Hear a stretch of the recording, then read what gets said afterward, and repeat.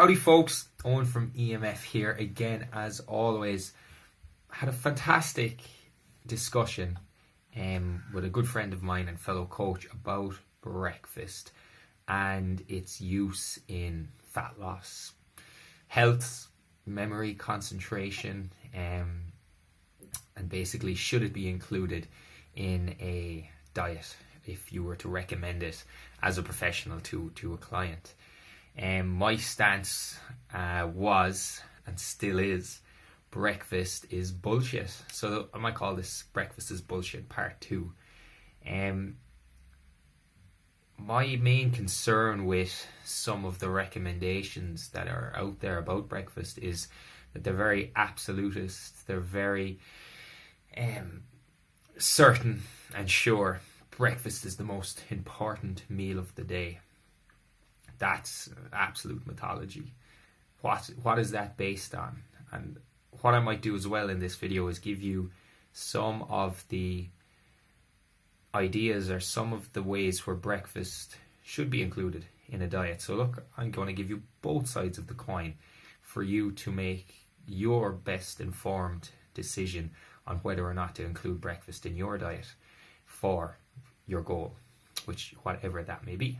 So breakfast is the most important meal of the day. You should eat breakfast. Breakfast is the only meal that you should definitely include. That's just poor reasoning. It's bad language, and it's arguing that's hard to refute because it's not put together well. I could say flying is the best way to get to London. Probably is, but that depends on cost, depends on preference, depends on risk.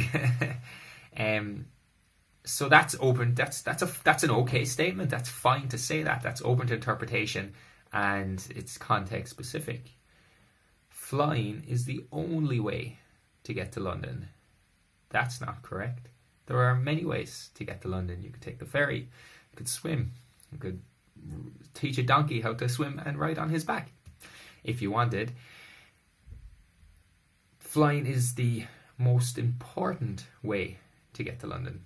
Again, that doesn't make any sense. Most important, what are we measuring there? That it's the most important, that it's the quickest?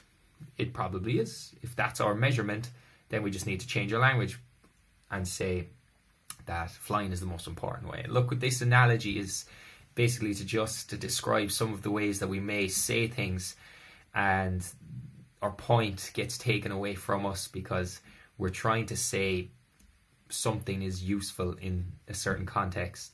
It's not the only thing that's applicable in that context, or it's not the most important thing, but it is useful in certain situations, in certain contexts. And that's what I want people to understand when they are looking at their own health and nutrition, that there are principles that need to be adhered to, but the application of those principles are very situation specific and very individualized.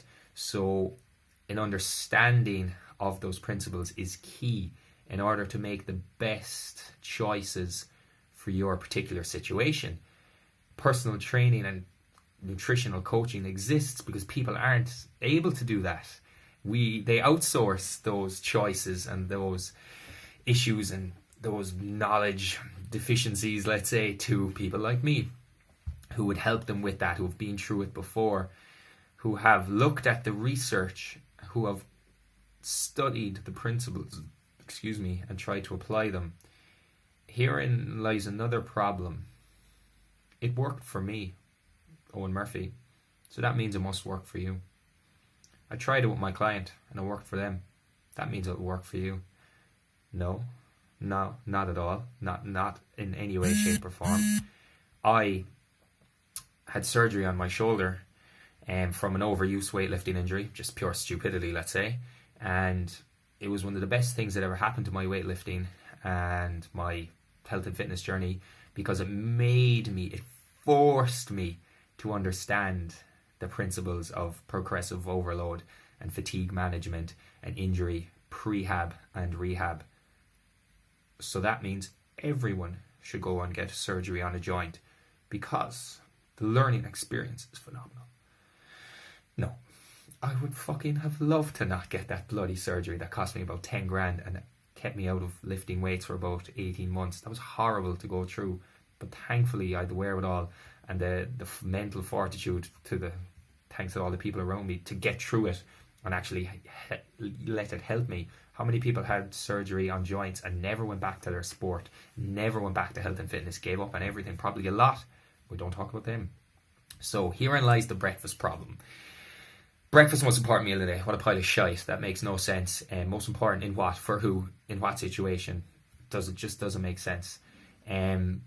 Breakfast can be useful for beginners in creating habits of eating more appropriately for their goal. So if someone eats shite for breakfast, shite for lunch, and shite for dinner, well then if we start them eating something more, less calorie dense foods and higher protein foods for breakfast, that may have a knock-on effect for lunch and dinner. That sets them up well in terms of habit creation and behavior modification. Not that there's anything special about eating those foods at that time of day. It just helps psychologically set a person up. How do I know that? Am I making that up? Would I just like to believe that works? No. I've seen good research from weigh-ins, from scale measurements in the morning, that psychologically health behaviors are adopted better from those that weighed in than those that didn't weigh in every day. And they made better choices, so they had a range of choices, and those who adopted more were deemed to have made better choices and actually lost more weight and helps keep that weight off over the long term. I have that studies in one of the articles I wrote on the death of the sad cell. I can share that with you if you want, so I'm not making this shit up. In terms of breakfast, and I actually went and caught up a bit of research on breakfast. So we have breakfast. Sorry, I'll get to that in a minute. I want to talk a bit more about why you should eat breakfast. People wanting to gain weight and needing to eat a certain amount of calories, more than they're used to. They usually, if you want to gain weight, you want to gain muscle, so you need to eat a lot of protein as well. So you would need to eat frequently, probably. If you didn't eat breakfast, that's a lost opportunity for calories and protein. So breakfast would be a good option for that person. Someone training early in the morning for pure safety, doing intense training, I would probably have something to eat just to be safe, that you don't collapse or faint while you're doing your training session. Those doing multiple bouts of training throughout the day should probably consume breakfast, again, in order to fuel their multiple bouts of training and optimize that training. But optimize the training, you could just have a stimulant. You could have some caffeine instead and not actually have to go down the calorie route. You could save that for another time, depending on the goal. Is it to lose weight, to gain weight? To optimize performance we would probably have those calories because it's safer to do it. It's safer. That's all. Not in special, okay? So that's why you could have breakfast, why that would be a goal. But again, it's very specific. The principles dictate. If the goal is weight loss, calorie deficit is what drives that weight loss, nothing else. So we need to figure out a way of how to apply that principle to our own specific situation. But breakfast kickstarts the metabolism, or breakfast somehow helps you lose weight. It doesn't really.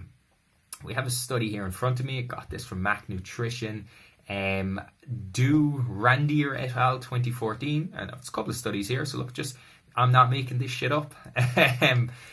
A recommendation to eat or skip breakfast, contrary to widely espoused views, had no discernible effect on weight loss in free-living adults who were attempting to lose weight. Basically, it didn't matter a fuck if they ate breakfast or not.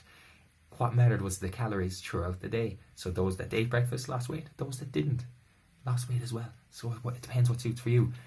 Then we have the BAT breakfast study. Again, metabolic adaptation to breakfast. There wasn't any. Those that ate it, those that didn't eat it, nothing changed. Actually, those that didn't eat it lost some more weight. It wasn't majorly significant, but again, there was for and against. It doesn't matter. There is no special metabolic wake up to breakfast, breaking the fast. What a load of shite. Now we have the next one. What about concentration, energy levels? If I don't eat breakfast, I'm going to go mad at lunch because I'm going to fall over in the buffet and just hoover up everything. Well, there's 3 studies here. We have Fulford et al., we have Vassi et al., and we have Adolphus et al. 3 different populations looked at. We have adolescents, we have women, and we have adolescents twice. And habitual breakfast consumption frequency did not significantly predict performance in cognitive abilities testing. So that, and it was pretty much the same with the 3. So those that ate breakfast didn't have any more concentration or any more smart than those that didn't. Energy levels were the same. Very individualized, so it doesn't matter. That's a myth that you have less energy and you're not concentrating as much. That's Kellogg's almost is their mantra. You know, have your breakfast so your kids can concentrate for their lessons. Based on what? Like, not the research, their opinion. They're selling the shit. Like, why would they not want you to buy it? So that is breakfast, folks. I'm sorry, well, 10 minutes. That's okay. In a nutshell, breakfast's most important meal of the day is a pile of shite and bullshit, but for some folk, in some situations, in some circumstances, it can be a useful addition. But on the whole, I've found, in addition to the research, that it is also very useful skipping breakfast to help people get in a calorie deficit.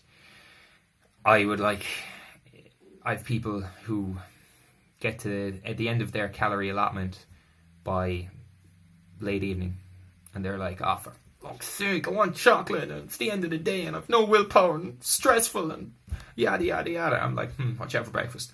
They're like, oh, and porridge and a fruit, and it was very healthy. I was like, how many calories? About 400. I say, okay, what if there was a way for you to eat a bar of chocolate and maybe some veg or yogurt at night time and still lose weight? And they'd be like, I'm listening.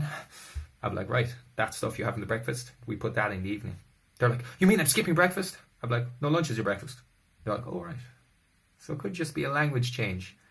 Don't tell people they're skipping breakfast. They feel like they're being hard done by. They feel like they're missing out. Tell them lunch is the new breakfast. Then you can have 2 dinners. 2 dinners on a diet, and I'm losing weight. I'm like, yeah. Psychology of weight loss, also important. Folks, that's breakfast, I hope, for the moment, until new research comes out. My position is always open to being changed, because it's always moving, it's always going, but the consensus will always be the consensus for a good amount of time until there's a lot of research to change that. But any questions, comments, or answer raves, do ask me. Thank you.